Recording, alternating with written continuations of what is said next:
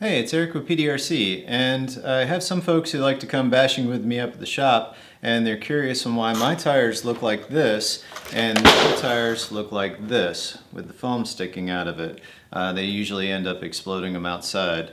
The reason being for that is water is collecting inside the tire. Now, when you're getting your tires, there's going to be a small hole on the inside of it, and that hole is actually done in the manufacturing process, and that's where a lot of water is going in. Now, some folks will tell you, cover it up with some tape, and tape fails, comes off, and quite frankly, I usually forget because I'm too juvenile to give a damn about it. I'll just want to go outside and sand it. Well, the problem is water gets into the tire, and that tire is actually filled up with the foam, and that foam is working like a sponge, because it is, and it's sucking up a lot of that watery goodness. Now, a lot of the tires do have a small hole on the outside, and that does prevent your tires, not prevent as in preventative maintenance, but venting as in letting something escape. In this case, it's supposed to let the water out. Unfortunately, water's damned inconsiderate. It's going to look for the quickest way out and the weakest link, and centrifugal force is having it push up against the outer wall of your tire. It's got to go somewhere, and it usually ends up bursting out. So the best way to help prevent that is to put a hole in your tire. Now, if you're sitting there and you want to get your stabby on and you're putting a hole in your tire, if you're hitting it with an X-Acto knife or a blade, it's actually going to tear the tire wherever you put a hole in it, because it's going to expand it, rip it open, and you're actually going to destroy your tires pretty early. The trick to that is to actually use a soldering iron. Take your soldering iron, a little cheapy one like this one, and you're actually going to take it and you're going to burn a hole through the tire. What you're doing is you're actually cauterizing the hole as you're going through it, and that cauterizing it's going to help prevent it from tearing. Does it work perfectly? Absolutely not. But it works really, really well, and I've had remarkable success with it, and I've saved a lot of tires. Now, I'm one of those folks who goes all the way through. I'm talking about the tire and the wheel.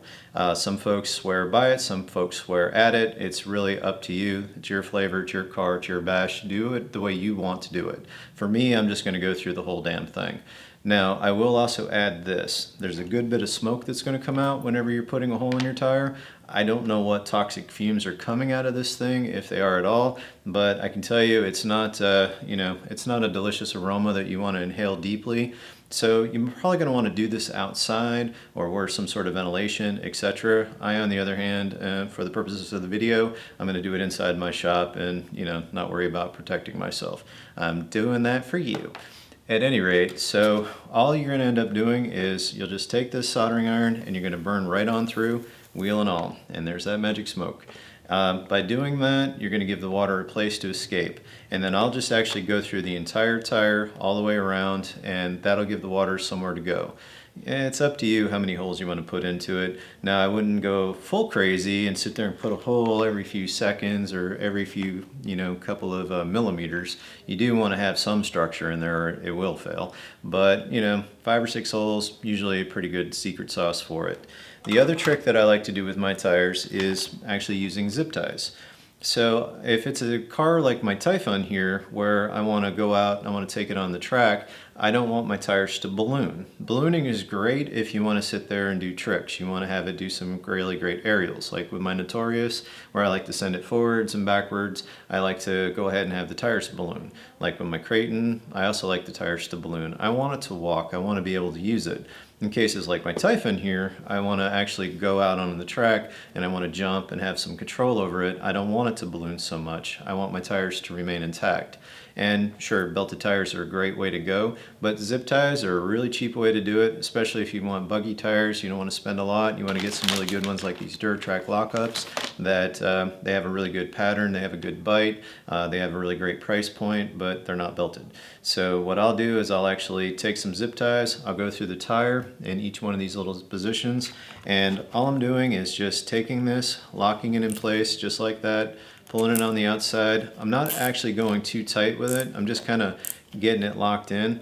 And then I have that little nubby thing, whatever it's called, that locks in on a zip tie. I'll have that on the outside. And the reason being is I want it away from the body of the vehicle so it's not going to get hung up on anything. Because if I can catch a body and destroy it, I usually will. And in cases of my Typhon, I had to make this one, so I'd prefer not to destroy my fun Blazer body. But in your car, you want to have it facing to the outside. Now, I went in each individual position. You don't have to go so much, but I like to make sure that my tires are balanced, so that's why I did it. So it's not sitting there and it's, going down the track and it's like ticka ticka ticka. So if you want to try to balance it out, that would be a really good thing to do. And then you just cut off this little rooster tail or whatever the hell it's called, and you should be good to go. You will eventually go through zip ties. They're just going to pop off. That happens, but when it does, just pop another zip tie on and you're good to go. This should save you some money out on the track on your tires, and especially if you like running through the water, and if you're into driving it and needing belt tire options that are a little more affordable, this is the way to get around it. At any rate, I hope this helped you out a good bit. If you have any basher tricks that you want to share with me, I'd love to hear them. I'm always looking for a way to save money. Thanks again for watching. Goodbye.